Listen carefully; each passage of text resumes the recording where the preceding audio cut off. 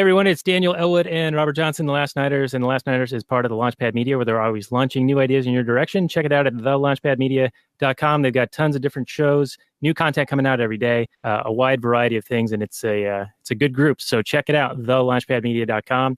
Tonight we're doing episode 63 of the show. This is going to be coming out right after St. Patrick's Day, and we're doing a movie from China, talking to a Texan. It's Ip Man from I think 2010 or 2008.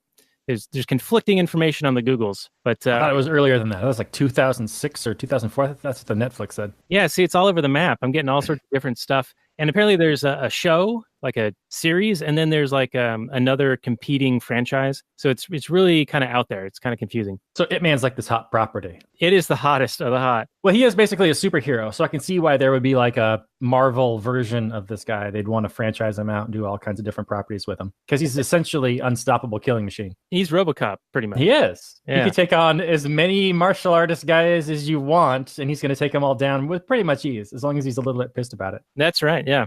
So just so our audience knows, we had some pretty stellar pre-show content that's available for our Patreon supporters. So do check that out at lastnighter.com/Patreon and give us a couple of dollars, and you can see the glory that is the pre-show. We also do Kathleen Turner Overdrive, called KTO, which is bonus content for after the episode is over. But let's introduce our guest, Luke Tatum of the Culture of Peace podcast. How are you doing, Luke? Tell everyone a little bit about yourself, where they can find your work, why you recommended this movie, and then we'll do the Google description and get into the analysis. Yeah, sure. So thanks for having me on. Glad to be here. My name is Luke Tatum, and my website is luketatum.com. So that's where the Culture of Peace podcast is for now. I don't have a separate website set up for it or anything. So it's all right there at luketatum.com. Just kind of a libertarian interview show. Bring on different people that are doing something good, because I know there's a lot of negative libertarian things to say out there, you know, the federal overreach and all kinds of bad stuff. So I just try to focus on good things for a little bit. And so that's a lot of fun. I've been doing that for about a year now. And then I thought this movie would be fun because I remembered seeing it maybe 2-3 years ago, something like that. And it's got kind of I think you can make a case that it's got a libertarian feel to it. I remember thinking that when I saw it. And now that I've watched it again, I think I still have the same opinion. So it's kind of that non-intervention, you know, withholding your aggression kind of a thing. You know, Ip Man, the main character, he's willing to use force as necessary in defense, but he's not starting fights, right? So I thought that was kind of an interesting starting point. There's plenty more we can say, but we'll get into it from there. All right, that sounds great. So people can check that out at luketatum.com. That's where your show, Culture of Peace. I actually heard you on an episode with Dan Reed of the Culinary Libertarian not too long ago, and it was a really good episode. We heard some of your origin story. There's something about trying to find raw milk, or you were getting raw milk, and then that was getting shut down, something like that? Yeah, pretty much. Libertarianism, you know, comes at you in the weirdest ways sometimes. So just trying to find some good old unpasteurized milk. And at an event at that farm where we were buying it, they were having different speakers and different presenters out there. And one of these guys was talking to us about Ron Paul, who actually supports raw milk and farmers' rights and things like that, and not getting raids by the FDA. So I said, okay, that sounds pretty interesting. And weeks passed. Then I end up on YouTube looking at Ron Paul videos, and the rest is history, right? As they say. Well, we'll post that on our show notes page, your Culinary Libertarian appearance. And why don't we get into the Google Descriptione here for Ip Man. So here we go. It came out on here. It says 2008. Sports drama, 1 hour, 48 minutes, 8 out of 10 on the IMDb, 85% Rotten Tomatoes, and 59% of Metacritic. So pretty big disparity there. However, 90% of Google users like it. It's a very brief description. It says, the life story of Ip Man, the first person to teach the Chinese martial art of Wing Chun to Bruce Lee's trainer. Okay. So it says it was made in 2008, but release date September 21st, 2010 in the US. So it probably got released in China previous to that. So it's got one of those, like, took a couple of years to make it across. Probably needed some funding, some kind of sponsor. Well, there is some pretty hilarious dubbing that goes on in this movie. Oh, so okay. Did you watch it with the subtitles on? Well, I'll do you one better, Robert. I watched this on Vudu in Chinese. You watched on Netflix, apparently the English dub version. Yes, I did. So yeah, we're gonna see some contrasty stuff here. Luke, which version did you watch? I watched it actually both. I listened to the audio in Chinese, and I I watched the subtitles as well, and there is a lot of discrepancy between the two. Okay, interesting. All right. Well, Luke, what we usually do is, what are your thoughts on the description before we get any further, and then we'll go to Robert and start diving in. On the description? Yeah, what the Googles had. Yeah, what was that? Is that it? Yeah, that was it. The story, the life story of Yip Man, the first person to teach the Chinese martial art of Wing Chun, and Bruce Lee's trainer. So absolutely nothing to do with the movie itself. Okay, well, then I have not much to say about that. Well, good enough. Good enough. It's a good reaction. That would be my reaction. It doesn't say anything about the film, and I wouldn't. It's not even his entire life story. It's just I don't know, maybe like a 5 to 10 year period of his early life. Right. Yeah. Well, then you got Ip Man 2 and Ip Man 3, Ip Man: The Final Battle, and a few others like Return of Ip Man, Mecha Ip Man. Ip Man Goes to Space, Freddy versus Ip Man. All of those things. All right. So Netflix actually has a little bit more information on this. It says, an occupying Japanese general challenges Chinese men to duels to prove the superiority of the Japanese, but Ip Man refuses to fight at first. So that gives us a little bit more to work with. So, Luke, your thoughts on that, and then we'll go to Robert. Sure. Okay. Yeah, that's a little bit more meat to it. I think that's a fair summary of the movie. Of course, the first section of the film has nothing to do with Japan at all. It's just establishing the characters, and in some ways, that's kind of the most fun part, where it's just the hijinks around the town with the martial artist coming in from, I guess, a neighboring village. I wasn't clear really where he was coming from, but someone coming in and challenging all the masters in the town and just setting up Ip Man as kind of being a superior fighter even amongst martial arts masters.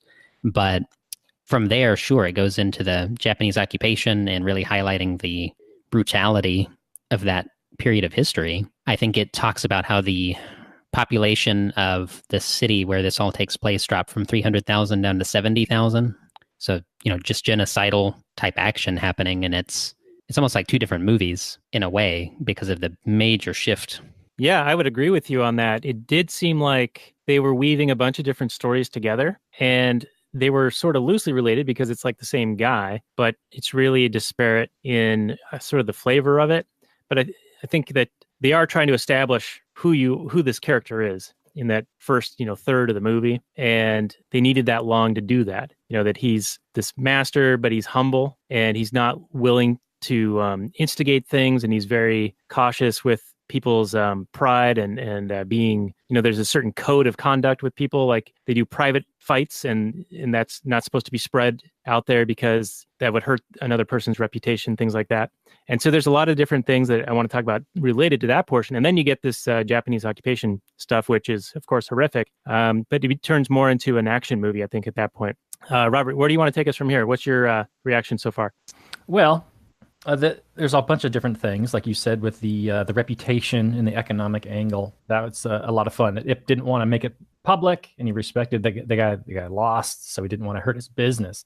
That was the primary thing, even though he claims to not know anything about business the whole movie. But the main thing I want to say about the Google description is that it mentions that the general wants to prove the superiority of the Japanese people through this martial arts. I didn't really get that. I got more that he wanted to establish the superiority of Japanese martial arts, which is more like a Japanese like karate form versus the Chinese Wing Chun form of Kung Fu. However, if you look back at the World War II history, there's definitely no shortage of the indoctrination of the demonization of the Chinese as a lesser people, as less than human, and that allowed for all kinds of atrocities for the Japanese military to perpetrate in China. I mean, they didn't even see them as barely human, like subhuman. So they're just like, well, I didn't just kill another human; I just put down one of these mongrel people. It allowed for all kinds of horrific things, and that's what states often do. I mean, when you're demonizing an enemy, you create animosity between two people that would otherwise have zero animosity, have zero reason to go across the sea and murder somebody else. Now, all of a sudden, you have this reason you hate this other person for all they're doing is like defending their own homes. So yeah, there's all kinds of different ways we could do it, but those are my initial thoughts. Yeah, and I think we actually do see a fair amount of that. It's like they try to play this fine line between them being treated subhuman and them showing respect. It was a little bit weird, and I don't know if this movie was made in China per se, because wouldn't they have kind of more restriction over what could be talked about in the movie if it were produced there? I mean, there's actually a lot of like pro-entrepreneurial stuff going on in here. The guy's opening a factory. things like that. So I'm just wondering if that's like, is this a subversive film, do you think? I think it's very pro-Chinese. It's very definitely written from a Chinese perspective in that Ip Man is like the superhero character, right? They can take on 10 fighters at a time with ease.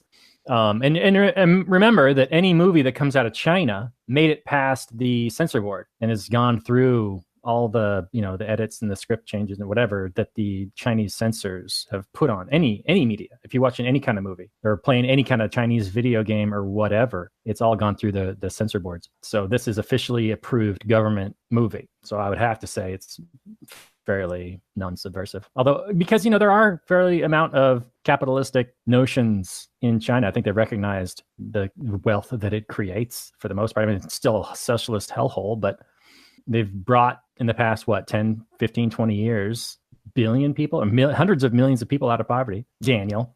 I agree. Circle gets the square. Not through their socialist communist bullshit, but by letting them have some freedoms, some industry.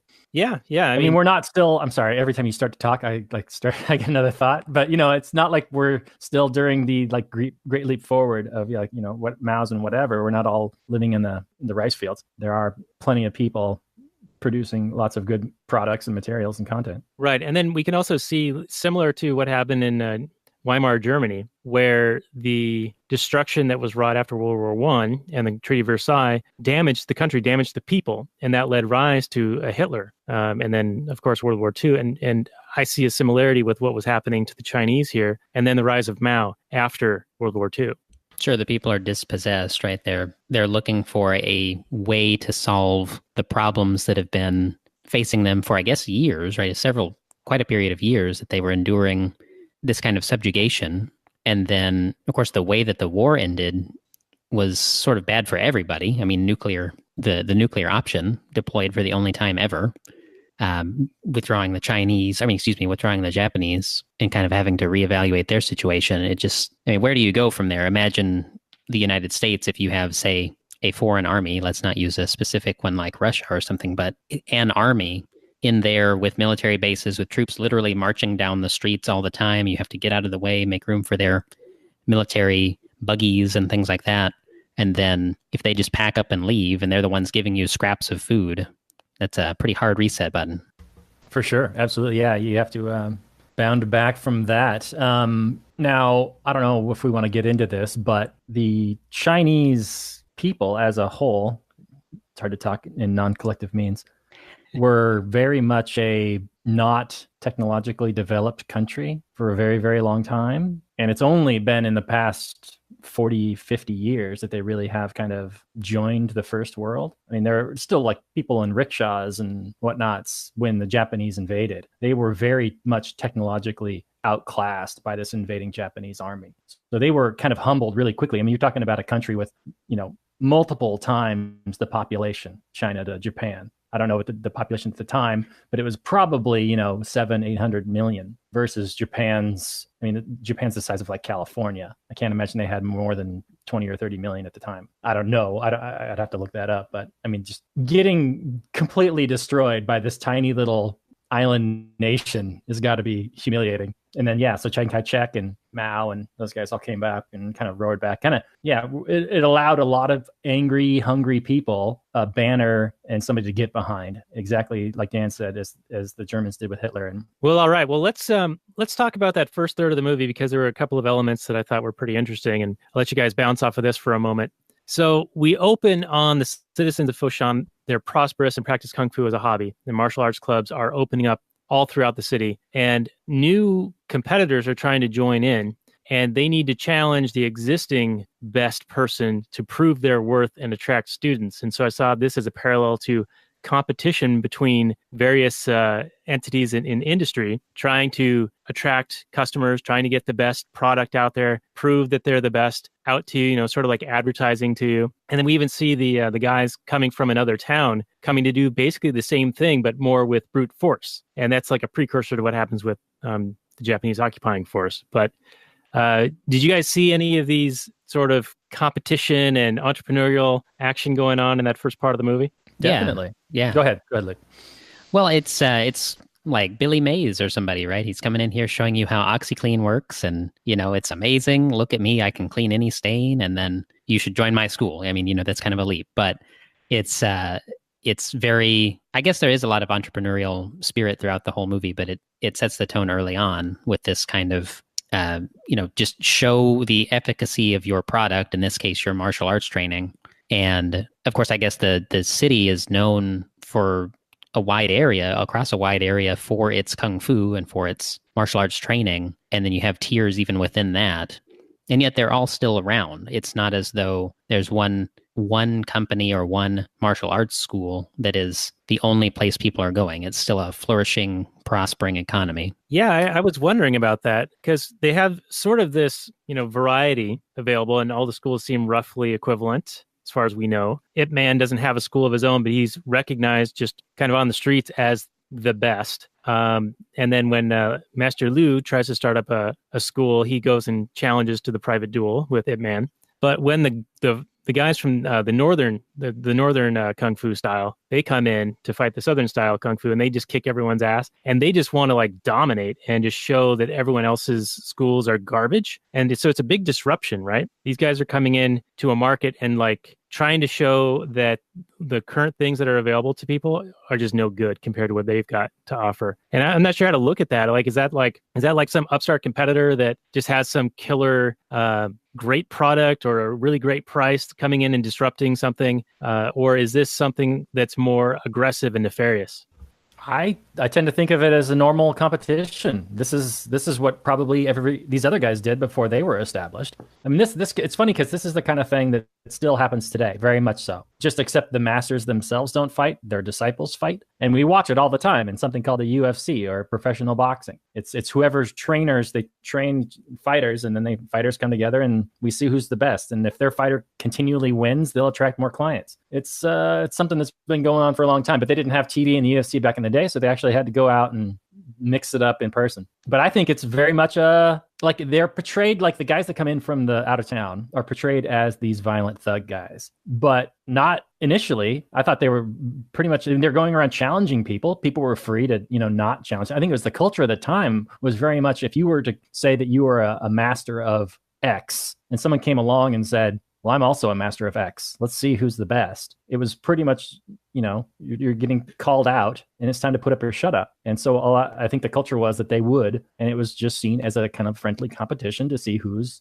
got the best juju. And only later on when they're turned into this thieving band of thugs are they actual villains. But even then, I'd say the real villains are the Japanese, because they're kind of not necessarily acting to. There's a scene in the movie where he's like, I don't want to be bullied. I'd rather be the bully than be bullied. And I'm not excusing, these thugs that are going around attacking people, but certainly they wouldn't be doing that had the Japanese not invaded. Yeah, I think that's true. But I think that their thug turn comes earlier when they go to Ip Man's house and refuse to leave. And then they finally get Ip to fight him, and he's losing, right? And then he cheats and pulls the sword with that wicked move out of the holster, like out of the sheath. Yeah, he's pretty badass. With his heel, and beats him with a feather duster or whatever that was. Yeah, and I mean he was cheating and then attempting to murder him.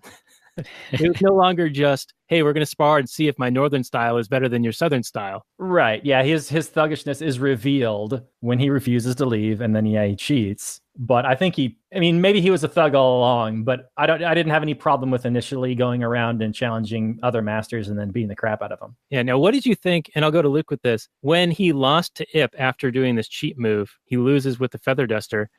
He explains to Ip, "Oh, your southern style beat my northern style." Like, the guy wasn't taking the personal responsibility for losing the fight. He was blaming it on some third party thing, right? Like, this thing over here is why we lost, or why. Right, I just took the wrong class. That's why you got lucky and you picked the right class, and I got wrong and then I picked the other guy. Right. That's kind of the, born into privilege argument of the left. I would liken it to that. I mean, it's not exactly, but, you were born or you were raised in a better environment and you had more access to opportunity, and therefore you won because of those reasons, not because I haven't worked hard enough or I haven't perfected my technique. And so I just, that again, I think it reveals the personal character flaws of the challenging northern thug.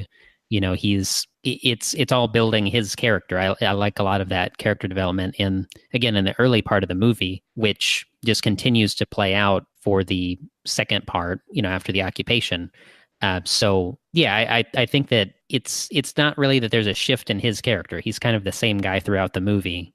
I think he would have continued to simply challenge masters in a more respectful way as long as he kept winning. But it's because, whenever his back's against a wall that his real character comes out in that scene. Yeah, it reminds me of when I was a kid and I got like a new pair of shoes, and then we were like out running around and like raced my friends, and they said, "Oh, you only won because you have those new shoes." That actually happened. That's like that childhood mentality. What kind of shoes? I don't remember what they were now. They're probably like New Balance or something. Who knows? But they were just new, and so that's why it allowed me to run faster. My daughter has shoes that she got a while back, and she called them her super fast running shoes because they were running shoes, and she likes to run around and pretend she's a cheetah and also a dog. She does a lot of different stuff. One other thing I wanted to bring up before we get into the occupation stuff was I want to talk about the cop, because he becomes a bit of a traitor, as Ip calls him later on. But even early on, when there's the altercation at the restaurant about the guy's reputation, and you can't own a reputation, so that's a little bit of an ambiguous situation for me. Like the younger brother who lost his kite and saw the fight and then told everyone about it, and he's like, "Well, it's the truth. I'm insisting, like, why wouldn't I be able to tell the truth?" And I think the guy's name is Zhu. Says, well, it's my reputation. You're sullying my reputation. But anyway, the cop comes and breaks it up and says, if you guys don't listen to me, I'm going to throw you all in jail. And he points a gun at Ip Man, like totally not the safe use of a gun. He's not apparently doing any firearm safety at all. And Ip just like dismantles the gun right there. But it made me hate this cop right away. Yeah, in his defense, though, the cop was only wearing, he only had a prop gun. Because there's no way you're going to push the cylinder out of a revolver just by using your fingers and have it go flying out of the gun like that. Well, Ip's that good. Ip's just that good? Okay. All right. Anyway. The cop was a piece of crap. It's true. And then he later on becomes the translator, right? Right. And there's another responsibility situation there, because he's like, I needed a job and I'm doing this thing. And Ip's like, you're a traitor, man. You see what's happening. They're taking these guys in, beating them up and killing them. And the guy was basically giving it's just doing my job argument. And that's what, all the soldiers in Germany said at the Nuremberg trials, right? But he wasn't, he was maybe facilitating that occurring, but he wasn't responsible for the Japanese general, or general attaché or whoever it was, that little mousy guy that the colonel people. Yeah, that was the colonel. And he shot the Zhu in the head after he lost to like 3 guys, and he was picking up the bag of rice, which was an amazing shot with that pistol at that range, by the way. Yes, but his punishment was admonishment. Like, you just murdered the guy. Well, don't do that again. Don't do that. Not in my dojo. Yeah.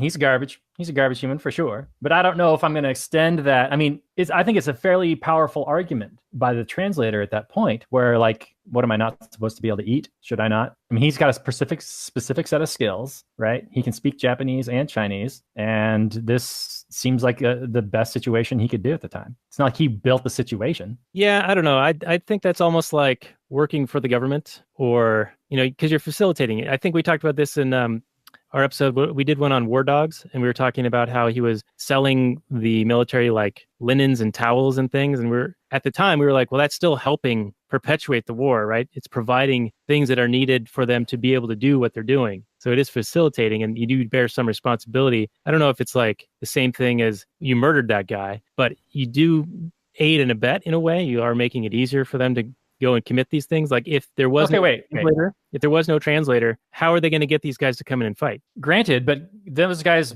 voluntarily came in to fight in the promise of getting some rice to feed their families, which they actually did receive when they were victorious. That's true. It's a little different from, say, a Roman Colosseum or something where you have like literal slaves being brought in to fight one another to the death. They did sign up for it in some sense. They are victims of this situation. Right. These guys, they're desperate, right? Because the Japanese army has choked out and stolen all the wealth from the area. So they're basically destitute. So it's kind of like, okay, we're giving you this option to get your rice back that we've already stolen from you. It's not great. Right. Yeah. They remind me, or the situation reminds me a little bit of like the puppet dictator type character that the US will create in these Latin American, Middle Eastern countries where, so you have this person who is a native to the country where he's governing, but his loyalties are with the United States. And I know that the police officer character is not, loyal to the Japanese, but he's helping them achieve their ends. And so, and his role is to be the voice. I'm one of you. I'm a Chinese man as well.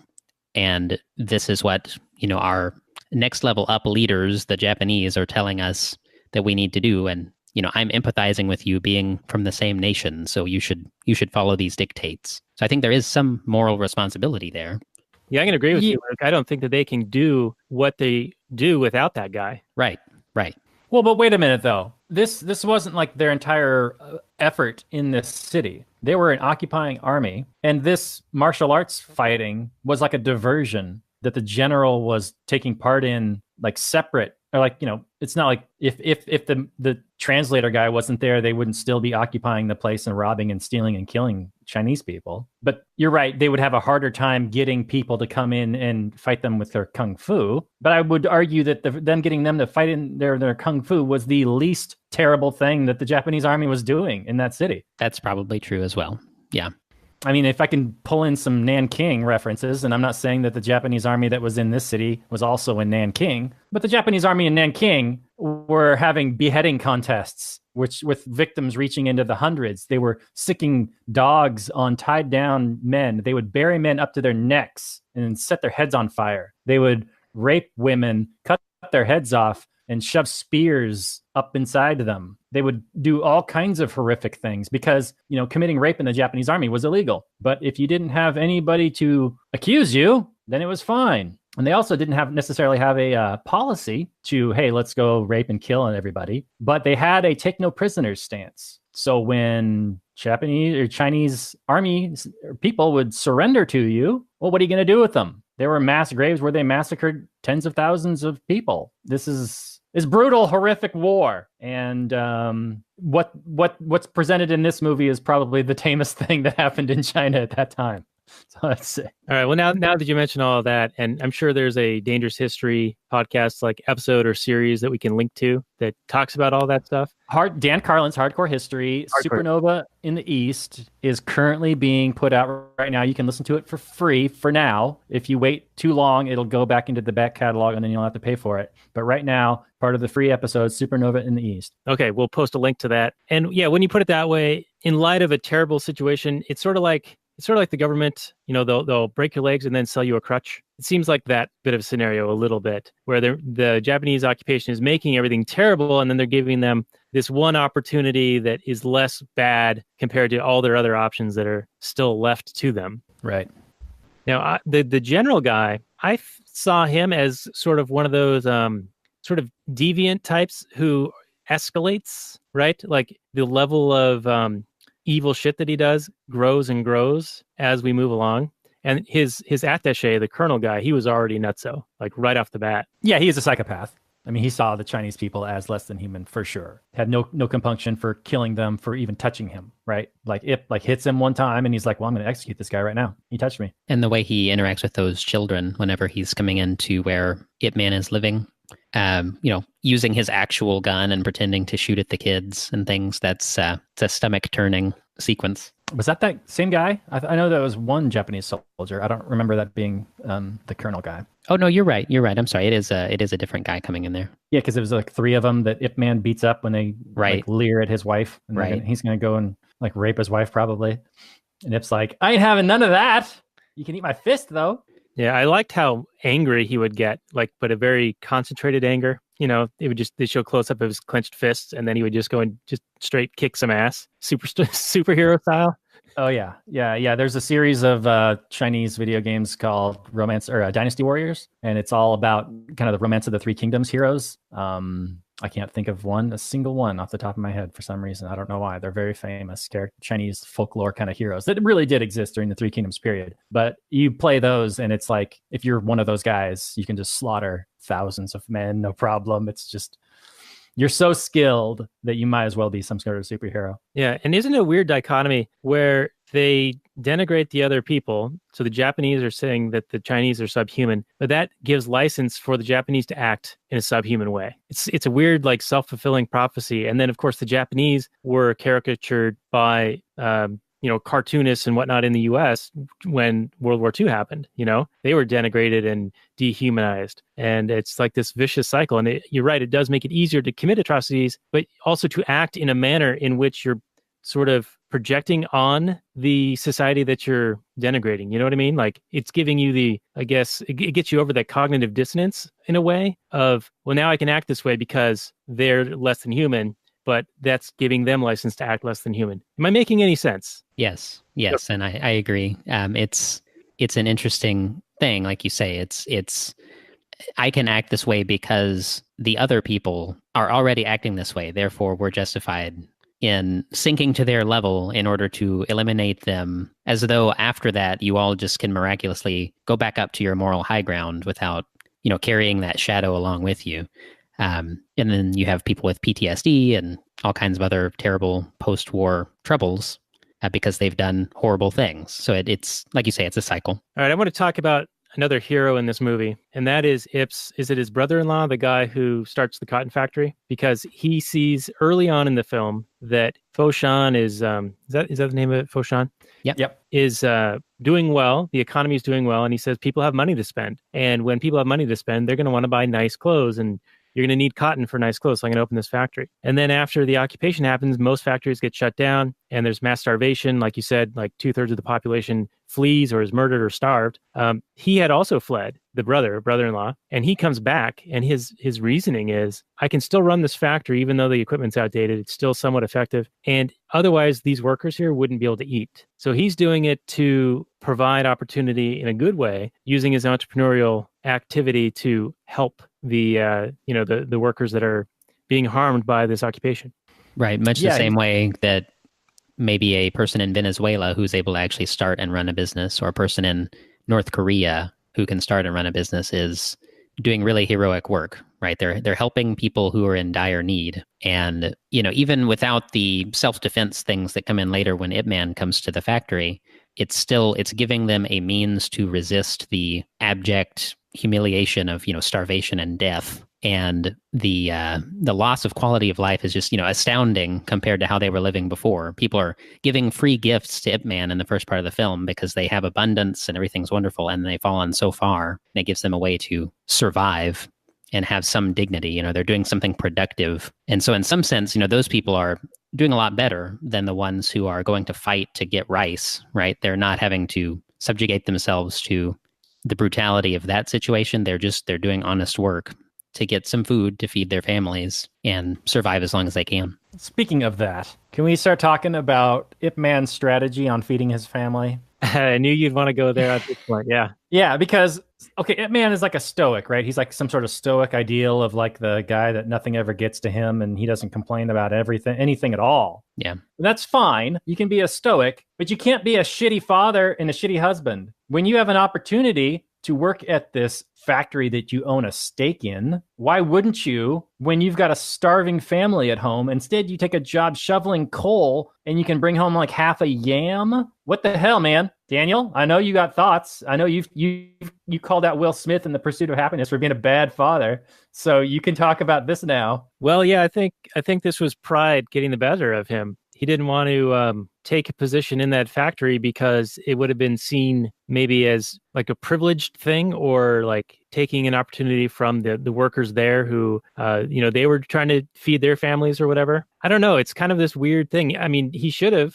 just gone to work there. I mean, why not? Well, there's dialogue, right, where he's saying that, I forget what character it is, but someone says that he doesn't like to owe anyone any favors. So I think he would feel as though his brother-in-law or brother was doing this for him, giving him a job that he otherwise wouldn't have been able to get. And he would have been taking advantage of the situation in some way. It's not fleshed out, but there is one little snippet in the movie about that. Right. But right after that, he goes to the guy hiring for coal workers. And there's this crowd of people saying, pick me, pick me. And the guy sees it's Ip in the crowd and picks him and says, oh, Master Ip. Yeah, True. Come on up. So True. he did get that job because of who he is. And it's not like he didn't have a stake in the company.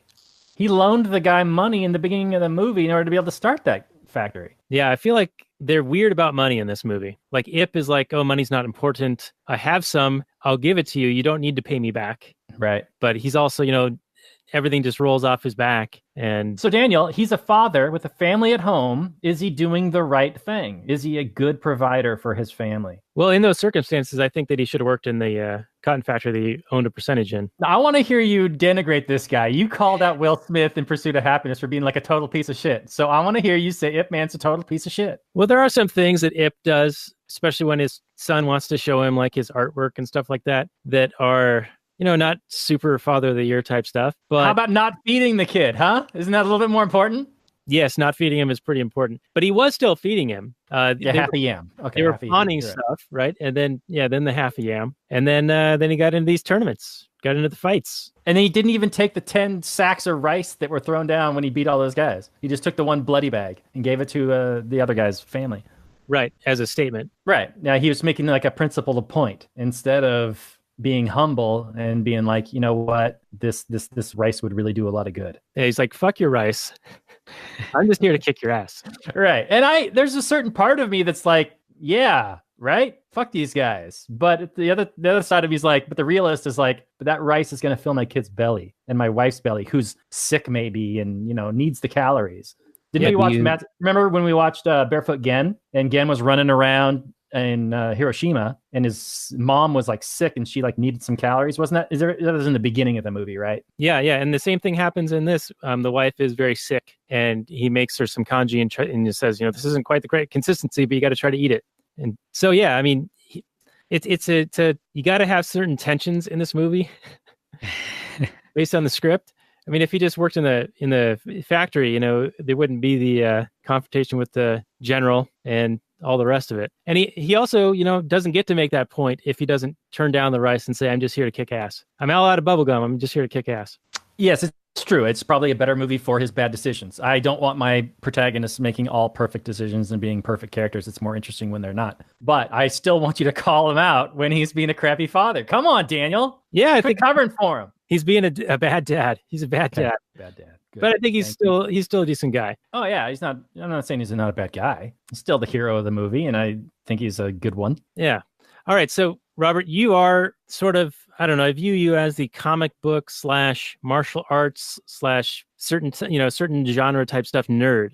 Yeah. So how does the kung fu fighting strike you in this? Everybody was kung fu fighting. But I mean, a lot of it's fantastical. Yeah, it's there's a lot of wire work, but not as much wire work as like a Crouching Tiger, Hidden Dragon style fight. It's more realistic in that sense. Donnie Yen is a very talented actor. He has been in multiple fantastic martial arts films, and he's actually, I would say, he's probably a better martial artist than he is an actor. But it's hard for me to say because I can't appreciate his acting chops in his original language. So.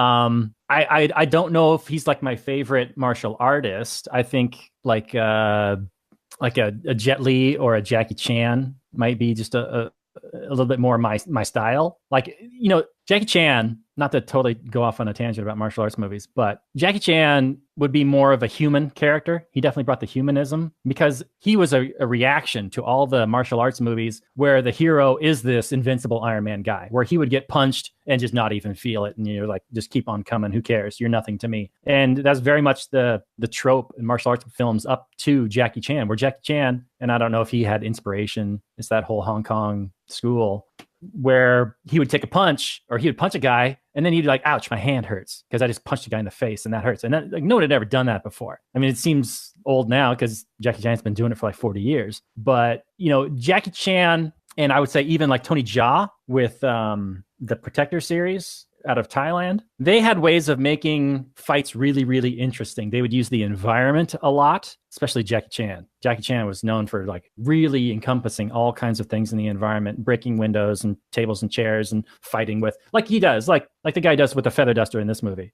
but more so. Yeah, anyway, so I think he's really good, really strong. I wouldn't necessarily put this movie up to the level of martial arts, like in the pantheon. I would put it just below the pantheon. I think it's excellent, but not the best I've ever seen. Okay, and did it bother you at all, the little tiny Fists of Fury thing he would do every so often, like his little signature finishing move?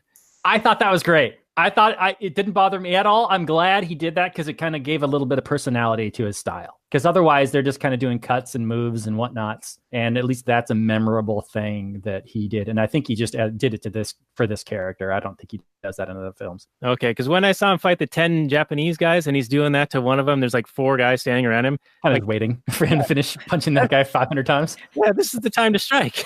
It is. All right, Luke, your take on the martial arts in the film. I like that it's not quite so Crouching Tiger, Hidden Dragon, as Robert said. It's a little bit more restrained. It's, to some degree, you have to have some fantastical elements to make a fun action movie. No one would watch The Matrix if it was, just like a wide angle shot and you just watch people fight at regular speed, right? There's got to be things that bring out some extra character to it. And so there's enough. For me, I think it's at a good level. I'm going to agree it's not, the top martial arts film that I've ever seen. It was fun. I like the story more than I like the fighting, but it's, it's enjoyable and well executed. It has aged relatively well in the last decade since it came out. So, I'm happy with it. It's a good watchable action film. It's not like the same trope over and over or something. Yeah, it felt like there were a lot of interweaving elements going on in this. And like they set that stage in that first third, and then it's almost like a separate movie, but it's also sort of necessary to get to know who all the players are and what their motivations are. So I kind of give it a lot of credit for that, actually.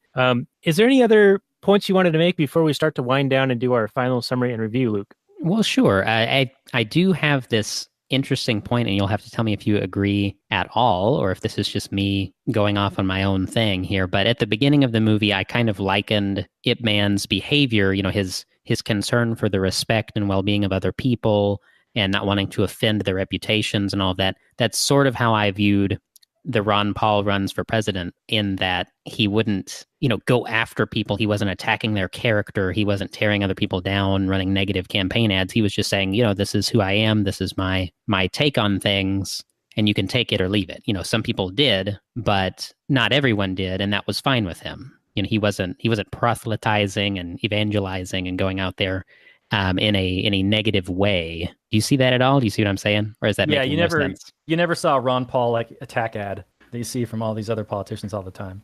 So I appreciated that. Yeah. He was all about the issues. He was all about the principles. That's what's so great about Ron Paul. He wouldn't get into, hey, do you want to talk about how so and so is wrong about this and wrong about that? And he's like, no, not really. Let's talk about what's right and wrong. Yeah. And Trump had become the master of that, especially within debate of the opposite, of doing the complete teardown. Yeah, he would absolutely belittle you. Yeah. And he won. So I guess that's what the electorate is at, I guess. It goes to show the effectiveness of the political system we have. Yeah, name calling gets you elected. Sweet. Yeah. It's like high school. It's great. Only the stakes are a little higher. But yeah, I do think that's a good point that you make, Luke. And interestingly enough, had Ron Paul not done that, we would not have been doing the show together, because I think we were 3 people who that rang true with his message. Yeah. So if anything, I think that he was effective in that regard of, what do they call that? The remnant, of awakening the remnant a little bit. Yeah. I can't remember right now off the top of my head whose article it is that the remnant is coming from. Who wrote that? Was it? I think it's a biblical reference, but I am not the guy who would know about that. Yeah, I don't know. Well, all right. Well, any other points, Robert, on your notes or anything from Ip Man before we do the wind down? Well, I do want to mention just how much I appreciate, I've been into martial arts since I was a young man, and there's something absolutely very libertarian and cappy about martial arts in general, in that, martial arts was originally, I believe, and this is like a folklore story, I don't know, but I believe it to be true that martial arts were originally invented by Chinese when carrying weapons was outlawed. And so they learned how to fight with their hands. And that's, maybe like the first like style of martial arts was invented, not necessarily fighting, but the idea that it's a defensive force, and it's been passed down ever since then to only be used in self-defense. And that's always been the thing that kind of attracted me to it. Like, no, you shouldn't just go around beating up people. You should use this. You have it's like a skill. It's like a skill that you've put time and energy into, and you developed, you kind of formed your body and your abilities into a weapon, and it should only be used to defend yourself or others. And that has been, stressed throughout, all like martial arts masters and dojos and whatnot. So I don't think there's a single one. Maybe Cobra Kai. Cobra Kai is the only one where they talk about you should go out and sweep the leg, but everybody else is pretty much. LaRusso was the bully in that. Yeah, there's an excellent YouTube video that pretty much breaks down how he was the bad guy in Karate Kid. You should put that in the show notes page. Yeah, and I think we should do Karate Kid at some point. But yeah, to your point, I think that Ip Man is the embodiment of what you're describing, where he is very highly toned in his abilities. Like, he's very specialized. He practices constantly to maintain peak performance levels, but he's also only using it defensively. And like, that's his whole style, is to deflect and then respond to attack. And it shows how humans won't be put down by, tyrannical regulation. Like, you take away our weapons, well, we're still going to find ways to defend ourselves. That's a good point. Luke, any comments? No, I agree with 100% with what Robert is saying. And it's good to see those kind of principles laid bare in a film, because a lot of action movies, that sort of thing, it tends to just be about, well, who has the bigger guns and who has, who's the protagonist, basically, whoever has the story-driven right to win from the outset. And there's some of that in Ip Man, but I think it's more saying, this is the principles that he has. There's that great line after he wins at the end of the movie against the general, about the Confucian nature of his martial arts. And he's, it's not about being aggressive and taking things over. It's about winning whenever you're forced into a situation that requires you to use force, So I thought the whole movie did a really good job of encapsulating that, and I just appreciate it. Yeah, now there are sequels, like as we kind of joked about in the beginning. Has anybody seen those sequels? Because those are available on Netflix. Yeah, I've seen 2 and 3. One of them, I believe it's the third one, is by a different director, and it was very different, and I did not really appreciate it at all. The second one was quite good, though, and I could be switching them. It might be 2 that's bad and 3 that's good, but I did watch them both. No, you're right the first time. 2 is pretty good. 3 has Mike Tyson, who's not very good. Are they worth doing, or have we kind of tapped out on Ip Man here? They're probably worth watching for entertainment value, and especially 3 if you're a completionist. I don't think we would necessarily need to do an episode on part 2 or episode 2 or whatever. But okay. There's still, if you're looking for something to watch on a Saturday night, why not? Sweet. Put it on while you're folding the laundry. Yeah. Exactly. One last thing I wanted to mention was I found the music in the score for this movie to be pretty good, pretty compelling. And it was like a lot of the samey kind of thing, but I mean, you're kind of into it by the time the second hour rolls around. I was a big fan of the music. Nice. Yeah, it was good. Yeah, I didn't quite notice it a whole lot, which means it didn't stand out in a bad way, but I felt the right emotions when I needed to. So I think that it does its job. All right. Well, why don't we continue on into final summary and review? Robert, why don't you go ahead, and then we'll go to Luke. All right. So Ip Man in 2008, I'm not a fan of Chinese censorship, and there's a serious problem. Like, it reminds me of there's a famous Chinese director, and I have no idea what the guy's name is, but I read an article interviewing the guy, and he was talking about Kung Fu Panda, when Kung Fu Panda came out, and he said, this is a movie about Chinese martial arts, and we could never make this movie because this movie wouldn't make it past our censors. And he's like, that's a terrible crying shame. And I can't do anything but agree with the guy.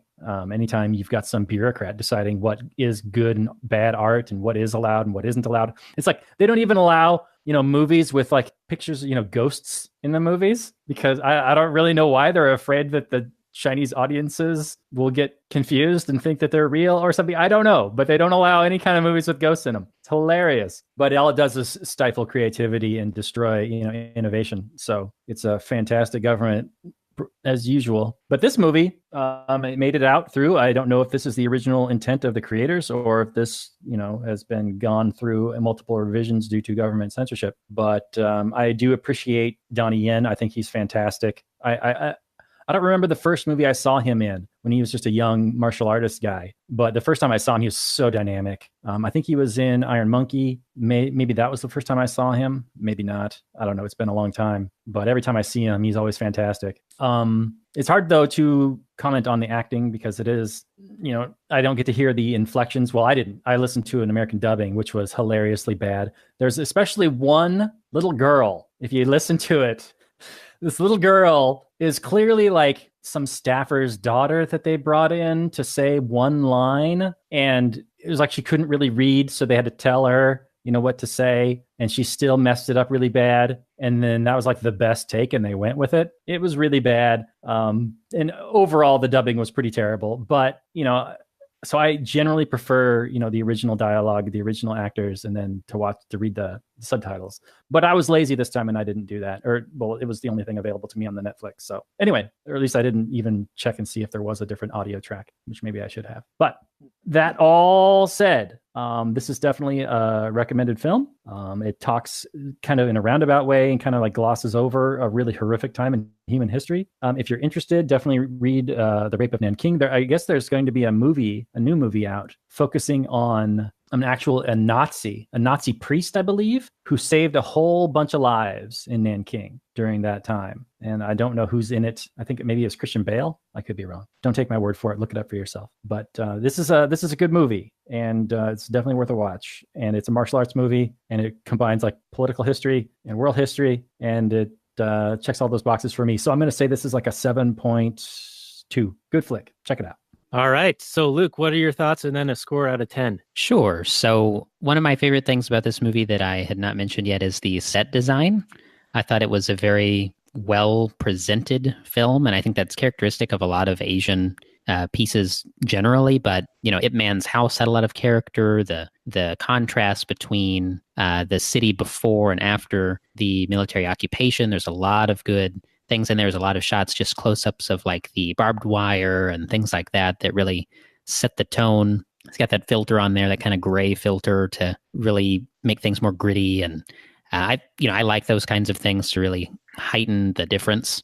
It does gloss over the actual brutality of the period a little bit, but I think keeping it hyper streamlined and just focusing on the martial arts aspects made it a well-paced film, so it didn't turn into a kind of preachy thing at any point where it's just like, look at how bad things are, let's spend 10 minutes on how bad things are. And so I appreciate that as well. I mean, there are films out there to do that if you're wanting to be in the worst possible mood that you can put yourself into by just absorbing the worst that humans can inflict on other humans. But this is, it kept the theme on the martial arts throughout. And so it's just a kind of a hyper-focused thing. And I like that. Soundtrack, as you mentioned, was great. Not something I would listen to in my car, but, good for what it was needed for. And really helped build the scenes, the acting, and the costume design. That kind of goes into the set design, but the characters are really distinct. That northern aggressor who comes in, who's kind of a thug, he really stands out. And so I really appreciate the little aspects of the movie, and kind of brings it all together. It's a solid 7 for me. Wow, I can't believe you two hated this movie so much. This is Donnie Yen is a stud, and the kung fu in this is amazing. I found this movie to be very entertaining and very complete from like the story and character development all the way through. And so I go with a 9 on this. I love it, man. This is a great movie, and It is good. It is good. I have very high standards, and I love that you call the northern style guy the northern aggressor.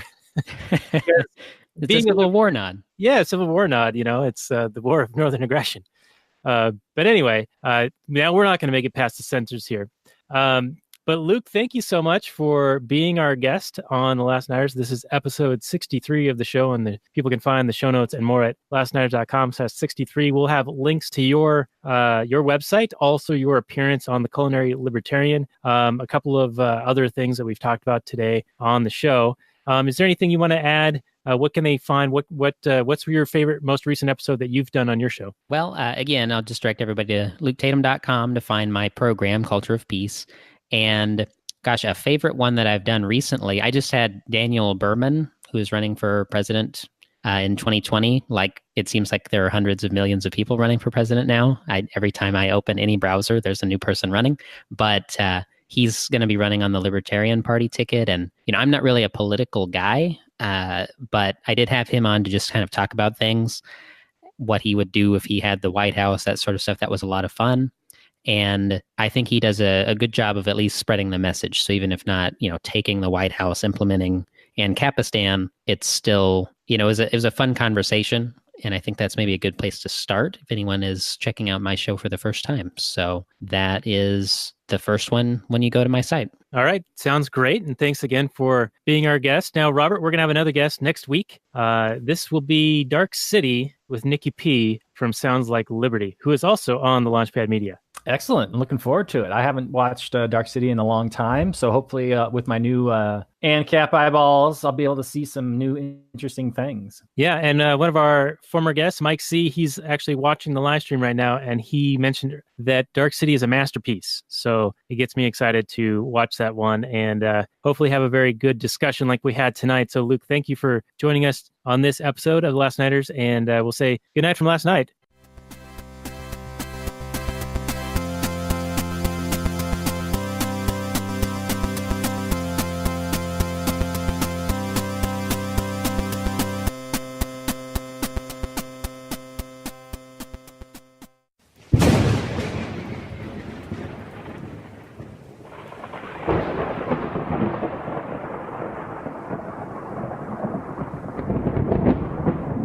In 2017, the Libertarian Union was formed.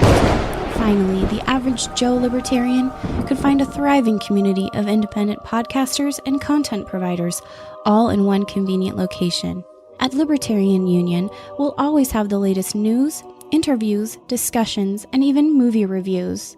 With hundreds of episodes and more added all the time, you'll always find something fresh at libertarianunion.com.